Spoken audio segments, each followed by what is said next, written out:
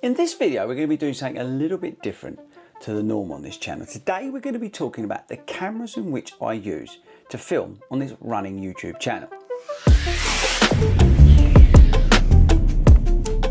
Welcome everybody to FORDY Runs. My name is Chris Ford and I'm a running coach and I make running YouTube videos. Now a lot of those are running shoe reviews, but we also film race day vlogs, some running adventures. We fly away and we go and do some races and some other cool things. We do some weekends away where we get up to no good. We've done stupid challenges like Race to Scotland. So it's very, very important for me as somebody who creates content for YouTube to have a sort of various tools in the toolbox which I can pull out and work very well to create the content that I hope you guys enjoy. Now, to be absolutely clear, I am not somebody who is trained in photography, videography, or anything like that. Everything that I've done on this channel over the years is self-taught. And if you look back at some of the early videos, they're absolutely shocking. And they were all filmed on my phone in my kitchen. And the audio was awful and the lighting was terrible. And over time, I hope that I've improved. Now, the key message at the front end of this video is if you are trying to start a YouTube channel or you're starting on your YouTube channel journey, my one piece of advice to you is to use your mobile phone. You don't need any of the stuff that I'm going to be talking about today. It's more about the story. It's about what you're actually telling the viewer. So don't worry about all these cameras.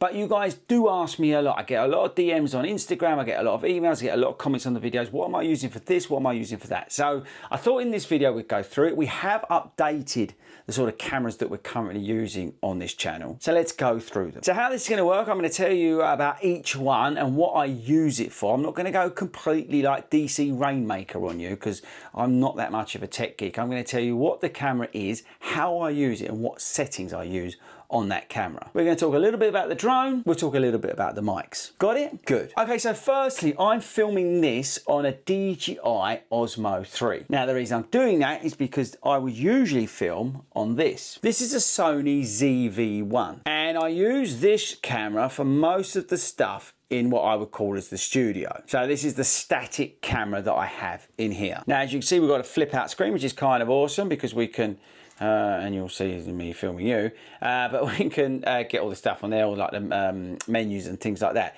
Now, I filmed this in 4K, and it's actually 4K 25 is what I film in the studio on. We've got everything set in auto. I'm not trying to be anything like proper creative or anything like that. It's all set up. I let the camera do all the work. Now you'll see here, let me turn it off. You'll see here I've got this Rode mic on.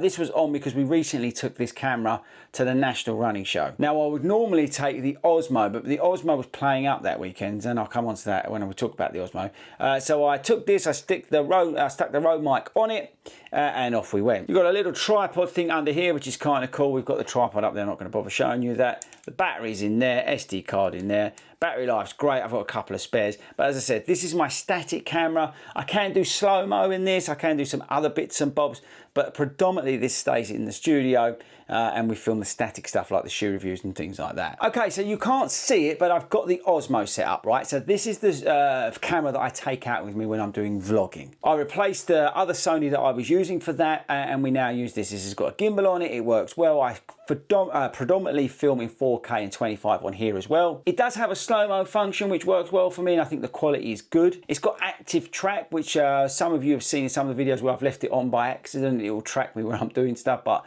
I don't like using that. But in general, it's a good camera to take out with me. I can connect my mic. We'll come on to the mics, but I've got a mic down here which connects up to it wirelessly or Bluetooth and that like, so it's really, really easy to sort of point and shoot. It's got some nice slow-mo effects on it as well, which works really well, but this is the best vlogging camera I think I've ever owned because of the ease of use. Just fits in your hand like that. It's super, super easy. And we can do some other cool shots with it. We've got some other sort of bits that we add on to the camera. I can stick it on the car, I can put it on this and put it on that, and I can get some cool shots with it. So I really like playing around with this camera. This is one of the best purchases I made. Okay, so as a runner, action cameras are really, really important. And over the last year, we've moved away from GoPro. Now, I still do have a GoPro 12. Now, I use that with what we have here, which is called the media mod. So if I'm doing a race, and I know I'm going to be doing a lot of talking, which is most of the time, but I put that inside the media mod. This has got a mic on here, and it's got this case that goes in it, and I tend to use that if I'm doing a lot of talking through the race. The mic's not brilliant in here, and the wind noise really impacts this. The stabilization's good in it, and I tend to film this camera slowed right down, 4K, I think it's 100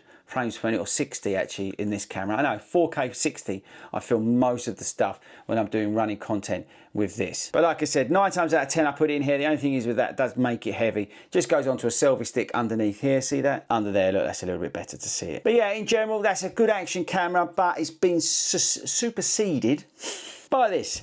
The Osmo Pro 5. I absolutely love this camera. The stabilization in this is so much better than the GoPro. And that's the important thing for me, yeah? With that, somebody wants to take a gimbal like we've got on the camera I'm filming on here. I don't want to take a gimbal out with me when I'm doing running.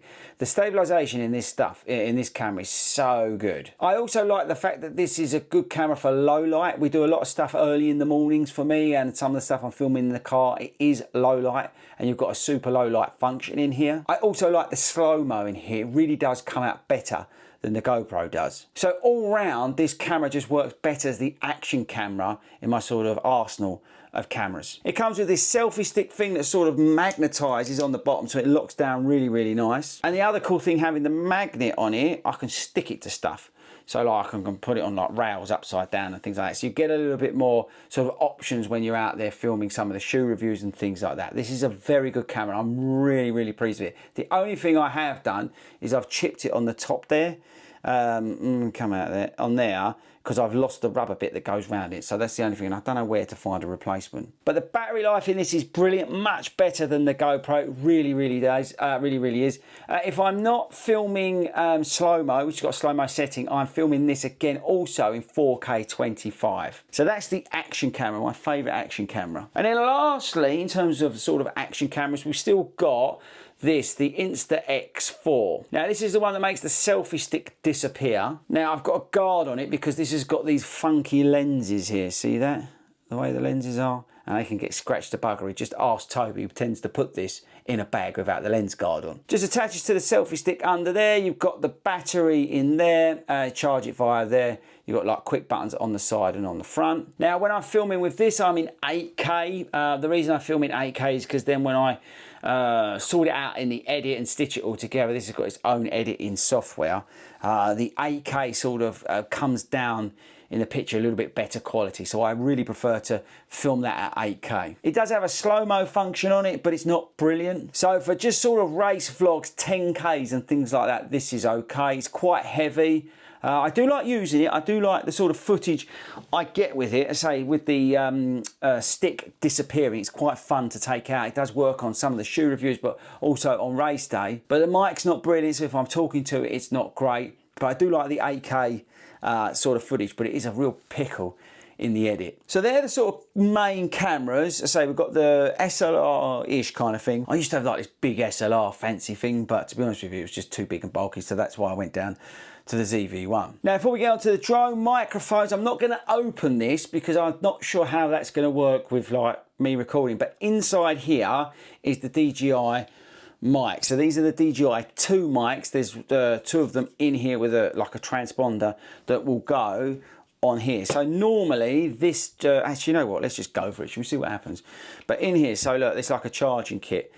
So this thing there sits on top of there. It's got like a shoe that goes on there, and then my mic will connect to it. The good thing is it's all Bluetooth, it all like connects up. It's really, really simple. So they're the mics. I do have another set of these, the older version, which I use if we're like doing, I don't know, the podcast or whatever.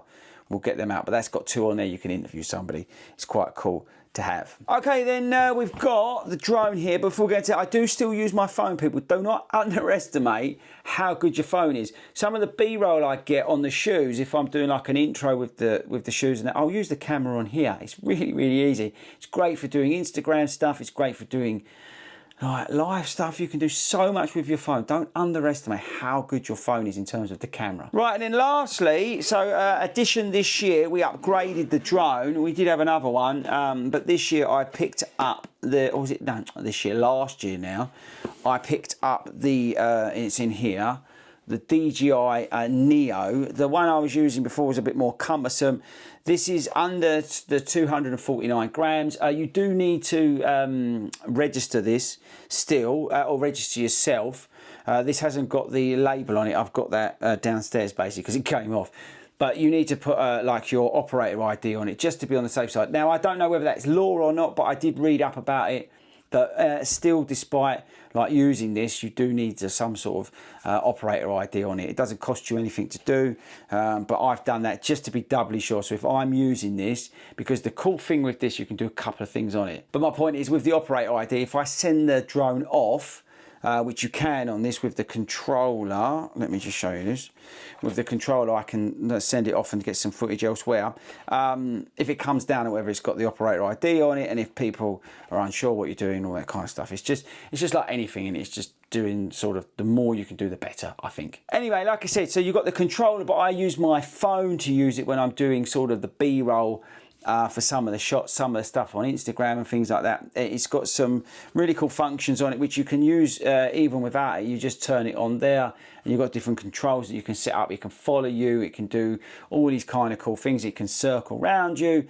There's loads of stuff that you can do on it, and it's relatively cheap. I think it was about 300 quid from the top of my head. But it's quick as well, it will keep up with you, which is good news. And say, I'm learning about drones all the time. This is the second drone or third drone we've had now.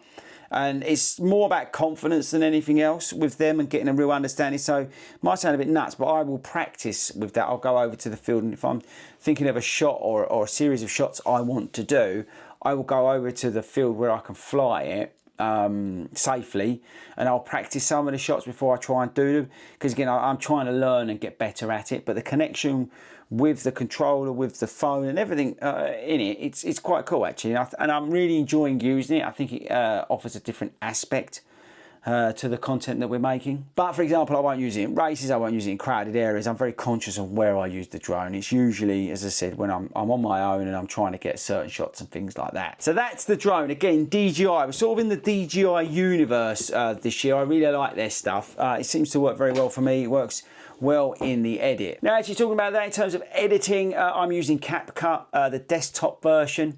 I also still use iMovie a little bit, but I tend to do a lot of stuff more on CapCut. It's a little bit more sort of resource intense for the Macs and things like that.